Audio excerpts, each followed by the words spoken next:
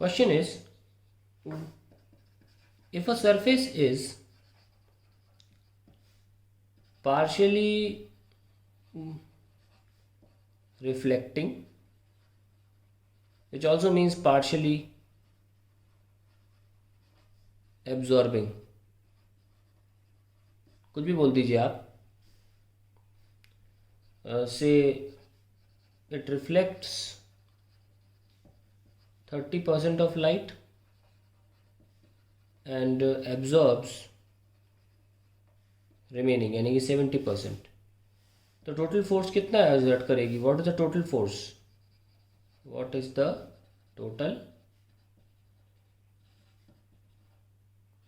Total force? कैसे निकालेंगे?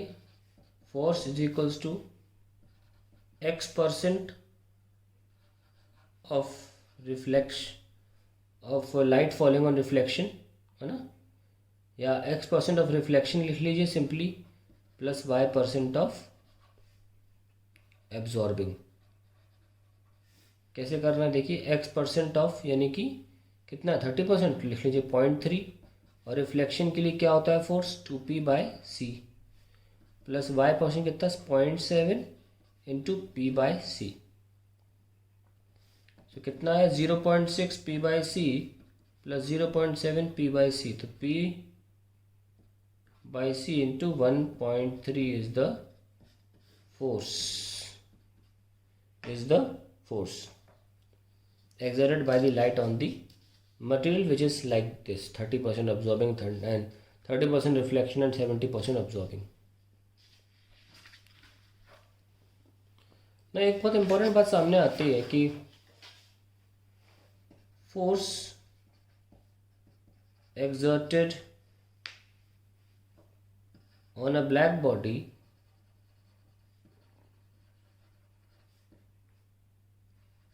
of random shapes kept in the path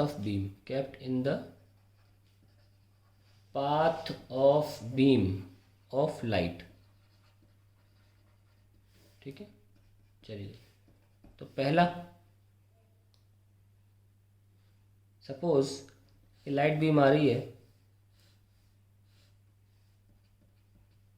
ठीक है, फोटॉन्स का एक कलेक्शन है, और हमारे पास कोन है.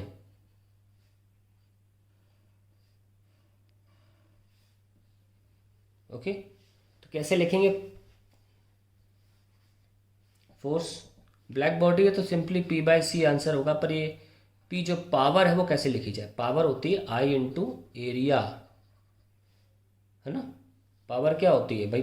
इंटेंसिटी क्या था? पावर अपॉन एरिया था. तो अब जब पावर की रिक्वायरमेंट है तो cross multiply, intensity into area upon C ना. एरिया कभी भी ये कर्व्ड सरफेस नहीं लेते हैं. लाइट कैसे गिरती है? लाइट गिर जाएगी केवल और केवल जो ये सरफेस होगा, projected area, that is always taken. So suppose ये रेडियस कैपिटल आर है, तो आपका आंसर आ जाएगा I πr²/c. सिमिलरली एक और एग्जांपल ले लेते. Suppose I have a sphere, तो भी लाइट जो है वो इसी पोर्शन में, इसका क्रॉस सेक्शनल व्यू ऐसा होगा, और वो लिया जाएगा एज एन एरिया. ये लीजिए, तो हमारा फोर्स जो होगा वो p/c होगा, that is I into area this. So in case of sphere also we are always taking the projected area. आप देख सकते हैं कोई फर्क नहीं पड़ेगा आंसर में, कोई फर्क नहीं पड़ेगा, सिवाय एरिया की न्यूमेरिकल वैल्यू अलग आती रहेगी, लेकिन डेरिवेशन कभी अलग नहीं आएंगे. ठीक है, क्योंकि हमें लेना तो बस उसका प्रोजेक्टेड एरिया ही है. इनफैक्ट अगर कोई रैंडम शेड बॉडी भी ले लेते हो तो भी वो इतना ही सरफेस लेकर, जगह लेकर उसका रेडियस निकालेगी, और सामने जो प्रोजेक्टेड एरिया होगा हमेशा सर्कुलर ही होगा.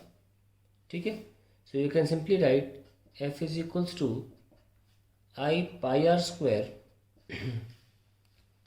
Intensity into area upon speed of light, क्योंकि हमें तो ये p/c मान के ही चल रहे हैं कि ब्लैक बॉडी का फॉर्मूला होता है.